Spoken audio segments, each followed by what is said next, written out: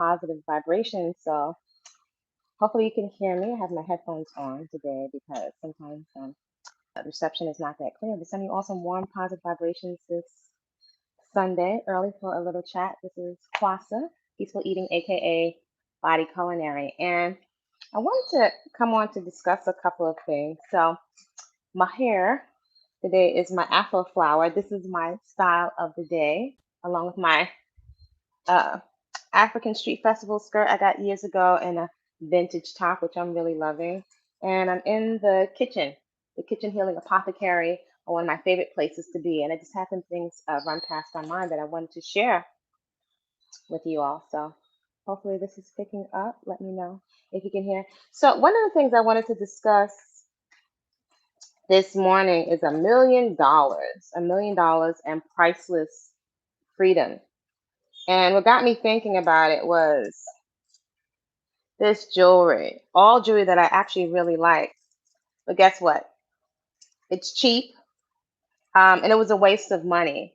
And I would like to think that I've healed from a whole lot of shopping and stuff, which for the most part, I don't shop that much, and I mostly do vintage. I really enjoy nice things. So I'm at a stage of life where I've spent so much money went into the garbage. So perhaps this might be helpful. I love these bamboo earrings. I came up on bamboo earrings. And every now and then, when you're feeling, and you can let me know what your thoughts are. I don't know if I would say feeling inadequate, but that itchy feeling like where you want to do something with yourself. Like, and most of the time, what we will parrot is we'll say, I feel bored, right? And there's so much to do. How can we ever feel bored? But we'll say, I feel bored. So then we start, and this is not to make bad or wrong. This is just one woman's experience. So we'll say, I feel bored. So let me color my hair. I need something to do dramatically different. And it's usually to the outside. And usually it doesn't last. But I can tell you, I've spent so much money on clothing items and jewelry items, especially from the time I was able to work. And especially when I got out of high school and I got a really good corporate job. I spent so much money, I wound up accruing credit card debt years ago. And I said I would never do that again. It's a whole other story, a whole other chapter. But anyway, when I think of all these little items, which were relatively cheap, I think of how much went into the garbage. And I really, I just the idea of just waste for the planet, and then waste of clutter, right? That can pile up in your house. All individual stuff, really nice earrings, but they're cheap and they get worn very, very quickly, especially where I'm traveling right now. The quality of the clothing is so poor, it's so cheap. I actually find vintage items um, have a much better quality, to be quite honest, or there's some things that I have my little own ideas for designs. I have my own things made, but I find I'm much more satisfied with vintage items, older items that I will repurpose, refashion, restyle. Um, yeah, and it becomes clutter, which I find mentally debilitating. So chime in on this discussion. Let me know um, how much money you think this could be accumulated over time with all of the stuff that goes in the garbage. Now, sometimes you might want to just hold on to it, right? Because you're like, I purchased it, so I don't want to let it go. And clutter to me feels like suffocation, right? Too much clothes, too much stuff on my person, though I get cold really fast, so I need sweaters, and so on. But just this mentally, I find it mentally debilitating, which is one of the reasons why I really don't gravitate towards a lot of products. Because some products make my hair probably look a certain way, yes. Though mentally, I find it triggers anxiety having to feel like I feel pressured, and maybe this is just me, to be so performative or do so much stuff to myself that I can't relax. More than ever, I'm very, very sensitive and aware when it's too much performative. Now, it depends on context and where you're coming from, because I can also appreciate makeup. I can appreciate styling and ease. I can appreciate style. But I suppose it's more being more tuned in and aware for yourself of where your internal dialogue, where it's coming from. If you can denote what I call like the undertone or the feel of whatever it is you're expressing or you're going through, or your state of mind, right? If we're not aware, we may not be able to backtrack, right, or reverse engineer where sadness or depression is coming from in terms of old habitual looping thoughts, in terms of our environment contributing to anxiety or worry. So let me know what you think of these things. If you're new to this channel, welcome on Body Culinary, also known as Kwasapeacefull Eating. I'm a professional chef, personal trainer, and lifestyle coach. I coach folks that are interested in getting off the whole diet mind frame and living whole, fresh, living unprocessed foods and lifestyle of fitness, especially as a lifestyle, not a diet. In addition, I'm someone that's had a lot of acne and cleared it up with whole, fresh, living foods. Hey, greetings, fallen skies. How are you? Greetings, Carolyn. Sending some warm, positive vibrations. So, in this channel, I share some of my journey of radical self acceptance. What that looks like for me is celebrating and appreciating the unique features that I popped out onto the planet with. And most of what's really sustainable, which I find is relaxing. I'm also very intentional about wanting to enjoy my human suit while I have it well into my hair is white. Wait, well into, my body's going to change shape, even with all this good care, it's going to change shape. That's part of the natural life cycle of the maturation process. So I'm intentional about, I want to enjoy it without feeling so pressured. So I understand that's going to take something from me. So on this channel, anything having to do with three of my little leverage lifestyle practices. Those three leverage lifestyle practices, leverage because they give you back so much more for the investment of your time, which is a non-renewable resource. And the data from your time and how you're engaging is sold. What you get back for your time is so much more. And those three lifestyle practices are garden therapy, peaceful consumption, food that demonstrates that it loves you back, and a daily personal movement practice. These are my forever lifestyle practices. They are my foundation. I would even say my religion, because religion for me is not the labels that you call yourself. Whatever you do, and whatever, if you have to do an accounting of your time and your checkbook, what you're investing your energy, your resources, trading your time for, what you're eating, consuming, that is your religion. It's not what we say, it's what you do. When no one's watching, if you had to follow yourself around with the camera, then we can see how we are investing our time, our energy, what we're really committed to, right? So that is my simple lifestyle, and I have never regretted it. I don't think I ever will. So the garden therapy, peaceful consumption, food that loves you back, and a daily personal movement practice. I remember reading many, many years ago during research. I'm an avid researcher, researching that exercise is just as effective as psychotherapy. So that really stood out to me as a very young woman. So I'm very keen on the things that make me feel good from the inside, in contrast to constantly buying more makeup, more outfits than we could ever wear in 365 days. It becomes a burden. And then we're paying more and more rent and buying more storage space for stuff. I think it's interesting that now that used clothing, recycled clothing, vintage clothing, used, gently loved clothing is now a thing. Another way of looking at it is that the earth is bursting at the seams with all of our consumption patterns. And I think it's not only affecting the planet, I think it definitely is having a tremendous effect on our psyche. So I like to pay attention to the things that make me feel good in a way that is sustainable. Not like eating Chinese food. I used to be a junk food junkie, and I'm hungry before I'm even done stuffing myself, right? Overstuffed, and still I'm stimulated to want to eat more. Now that used to be me. I don't do that anymore. So grateful. Though I pay attention, I've paid attention to those things for years, especially as someone that's come from a family pattern of morbid obesity, um, diabetes, and heart disease, and cancer, and amputations and mastectomies. The patterns to me are crystal clear. So I'm not here. We're not at the phase of life, or I'm not at the phase of life to tell grown folks what to do, especially if I'm not being paid for it.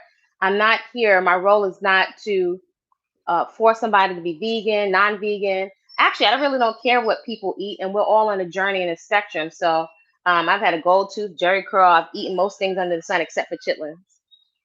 But shout out to you, whatever your expression and wherever you are on your journey. I don't even think it's a good use of time, right? I think it's a distraction, and I think we're lulled into this mob-like mentality of projecting and focusing so much on other people's lives that we're not really, it becomes a distraction from the discomfort of dealing with our own vices, addictions, things that are troubling us. So it's very enticing, and you put it to some fantastic soundtracks, and it's hypnotic. So, I was just thinking, it's been a long time, but I think of these things that were inexpensive, but they were really expensive because now they're junk. And I sit and I look at them. I was like, before I toss these in the garbage, because, I was thinking, should I wrap yarn around them or make other jewelry? I only have but so much time in the day, so I don't know that that's a priority. Though I would say before I decided to throw them away, I have a couple of other things that are made from one. This is from a woman-owned company, and they're very delicate, and they're actually gold-plated, but they don't turn. So this is a wonderful option for young women if you wanted to treat yourself to something. They're moderately priced. They're very, very delicate, and these are made by the same woman. So they don't turn, right? It's delicate and it doesn't bother your ears. Also, this is made from a woman in Kenya. It needs to be shined, but it has a nice weight on and it's beautiful and it doesn't, I can wear this forever. So I really like classic things, my toe rings, things that I like to adorn myself with. I like to know who's made them, and they feel very special to me. So I find less can be more, and things that complement me in my own style. So I don't have to worry about wearing these inside of the rain. If I get caught out in the rain, even if I need to go into the pool, I might take them out or put a little backing on them. They're not too heavy to drag and rip my earlobe. So I'm moving a lot. If I decide to jump rope, I don't have to worry about the earrings weighing me down. So I have a few pieces and I'm satisfied because the brass can look very gold-like and look very rich next to chocolate skin. So are you a conscientious consumer of the things that you buy? Um, I've come up in a lot of the pro, or I would say buy black era. Though, with things I've thought about over the years, a lot of times we may desire to patronize companies that are so-called all chocolate, but that doesn't necessarily mean that the companies have an opportunity to spend back and reciprocate with you. So I'm much more wisdom, I'm in the wisdom years. I'm much more conscientious that relationships, if at all possible, should be somewhat reciprocal from anywhere I spend my money. So, do we own enough companies that are all black? No, we don't. So if it's a conscientious company, a company that I really make the effort and has done so for years to spend with companies that I like their principles, I really like their products, or I also shop a lot at a food co-op and shop vintage. These have been lifestyle choices for years. How much could this add up to? And I'm also really big on taking stuff off of the table. So think of all the earrings, all the fast fashion that we purchase that goes in the garbage. And let me know what your thoughts are. Is it mentally debilitating? Does it cause arguments with you and your spouse? Are you really satisfied with the things that you buy? Do they complement your style? I think I've had this for years, and I remember my mom would show me things that she's had for many years. But it's simple. It's a style that's complementary. This is vintage, but I feel extremely content and satisfied with my clothing. I get to play, but I'm definitely not breaking the bank at all. I refuse, and that's a value of mine. It's not to say I'll never buy a pricey item, but for the most part, I just don't value clothing like that anymore, to spend money on certain things. And when I look back at the way that really, if I had known better, that was land, that was travel opportunities. So much of it went into the garbage. And if I look back, it comes from a place of insecurity, and a lot of it is purported is messaged and suggested into your subconscious by popular culture and celebrities. Like we feel almost sick that we feel like this drive, or we feel very unhappy if we don't have the latest makeup line. I mean, the makeup lines are massive and it's not cheap. So am I saying that you shouldn't enjoy nice things? No, I like nice things. Though, if I have to think about the things that make me really feel good, first of all, it's my lifestyle practices, right? I like to be able to wear the same size clothes, so I don't have to go up in the clothing size. So my health, I really prioritize food and my health and my garden. I also prioritize experiences. The experiences, even my daily movement practice, stays with me longer than the clothes, right? Finding clothes that wherever your shape, that complement your shape. If you have a little more fluff around the middle, and yes, I'm for body positivity in the sense of appreciating the body that you have now. And one of the ways of appreciating it is finding clothes that complement your silhouette and complement your shape. I'm only 5'2", and I'm very, very straight. I'm not very, very curvy, but I've learned to style clothes better. Boy, if I had known principles of styling, even though a lot of it I figured out intuitively, now there's more information about styling. Again, I would have saved so much money. Now, who are some of the biggest consumers on the planet? Chocolate women. And I don't think it's just about us in comparison to other women, though I thought long and hard for many, many years about being able to reposition ourselves and secure ourselves into the future, right? And I think a lot of the prescription for what we need, one woman's perspective, a lot of the prescription for what we will need to be able to thrive, not just economically, but also in terms of emotional and mental health, right? Some of us are winning at our corporate jobs, but many of us are mentally, we're not winning. We're very compromised. We're very depleted. Many of us are very burnt out and performative, even on social media. So I have found a simple lifestyle practices are sustainable when it comes to me feeling really good in a way that is authentic to me. And so the biggest things are those lifestyle practices. My movement practice, I'm telling you, I've said it for years. We're leaving so much life on the table, so much experiences when it comes to expressing, being fully expressed in our bodies. Even if you have never been an athlete growing up, if you never got to go to Alvin Ailey or be in a gifted program, you can, so-called gifted programs, you can give yourself those experiences uh, through allowing yourself to feel embarrassed to yourself, to be uninhibited and vulnerable with yourself, with, maybe not buying all of these earrings and buying a full length mirror so you can really appreciate and affirm yourself in the mirror. I find that affirming yourself will encourage you to eat healthier, right? Encourage you to take better care of your skin when you can see yourself. And then also not to shame ourselves or beat up on ourselves. So I really think we can love ourselves to higher and higher levels and also appreciate what we have now. Not lie to yourself, but something, for example, I can get better and better a little bit every day. That kind of self talk, right? Communication with your essence can go a long way to make you feel better and to shift the trajectory of your mood, right? How you're feeling can also dictate what you would choose to eat and if you would choose to prioritize on that movement practice. So let me know, do you have stuff laying around that is like junk now that you feel like you wasted your money on? Are you conscientious now? Do you feel the need for more stuff? Again, there's nothing wrong with things, though a lot of times I don't need as much stuff. Now, I do love vintage clothing, but I don't spend like a fraction for it. And I really love that I continually pare things down more and more. I think we deserve to feel comfortable in our own hair and skin and a lifestyle of ease. And I think part of that goes with conscious consumption. Or another way perhaps to think about it is if we feel almost like it's like a fever, or I don't know if I want to call it I think of these terms like I was thinking of internet sickness, right? Just the anxiety of comparing yourself. Do you ever notice like you get so drawn into this internet, you feel like you can't turn it off, the scrolling? Well, what's actually happening in our brain processes? What's happening chemically when we get so addicted to scrolling?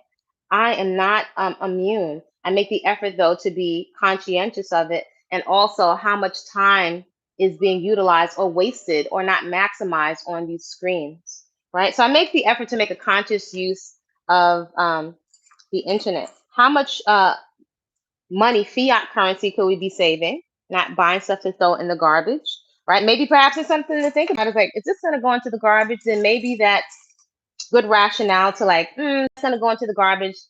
That's not a good purchase. I could definitely say this hair, freedom hair, right? And again, this is my hairstyle of the day. Very easy. Maybe I'll come back on and deconstruct it. But it's so easy. It's so carefree. I like it. It's no gel. If anything, I'll use a little nopales or the aloe gel or the teas for my garden. By the way, I'm planting some more herbs, so I have more teas to put in my hair. Plus, it's therapeutic. So having a lifestyle that's sustainable, not just sustainable in the catchphrase sense, but really like you enjoy your lifestyle. Your lifestyle can bring you some type of relaxation and peace and engage you into the processes of life. There's something, which is why I recommend garden therapy, being engaged in the processes of life, aka nurturing and caring for and being engaged with plants. So these lifestyle practices are shortcuts. I say every day when we're training at 5 in the morning, we're doing coaching, that we're leaving a lot of life on the table and we keep thinking we need to buy more and more and more. And perhaps we're not making leverage sustainable investments. An investment should give you back more than you're investing. The workout, your movement practice is going to make you feel good. It's going to clear your arteries. It's helping to massage your internal organs so you have good elimination. It's helping your skin. So that one challenging movement practice is giving you back so much more. So you're making investments with your time, your energy, your even your ingestion of your food. I've been cracking all these nuts over here, so I still have more to crack. Who wants to crack a whole bunch of nuts? That might seem like so much work, but the whole process is relaxation. I can see how my food behaves. I can see if it's fresh, if it's mold in it, right? So a lot of things we think that are quick or convenient, if we were to actually do an actual accounting, they're actually costing us a lot more than we could imagine. So let me know what your thoughts are respectfully in the comments. Send you all some warm, positive vibrations. If you haven't already, feel free. If you're interested in really upgrading the way that you eat and your lifestyle in a way that's sustainable, you can get a copy of Whole Living Foods in the Hood with menus to fit your budget, part 1. That's on the Body Culinary website. There is a workshop, Healthy Eating for Men, and a raw vegan cakes workshop, right? Passion cakes and goddess cakes. You don't need a dehydrator for it. That is on the website. And that is there because if you're looking to transition your food and upgrade your fuel, it can be very, very helpful, key actually, to have some treats, like treats, decadent treats to look forward to. And you don't have to worry about it leaving a whole lot of waste on your waistline, right? That's a game changer. So there are several different nuances that can help you get off diet whole stroll. And again, I'm not anti makeup, but it's wonderful to be able to enjoy and rest comfortably in your own hair and skin throughout the phases of life. Should you get a pimple or hyperpigmentation, you don't have to freak out and think I have to panic because these dark spots are going to be on my skin for 8 weeks or more. While whole fresh living foods can help you clear up your skin. So if you have questions about, some people have asked me how I cleared up very intense acne. It was 100%, not even 80 and 90, 100% whole fresh living foods, a daily sweaty movement practice, and relaxation. That's your garden. And everybody can grow something, even if you're in a small space. So sending you all some warm, positive vibrations. I will see you soon. Like, comment respectfully, subscribe, and perhaps share the video and this channel with someone who could benefit. See you soon. And I think maybe I'll come on again and I'll deconstruct this hairstyle. Also, you can find Body Culinary on TikTok and Instagram. Set your notifications for social media because the warm-up portion of the workout is 5 a.m. Eastern Standard Time. The early bird gets the prize.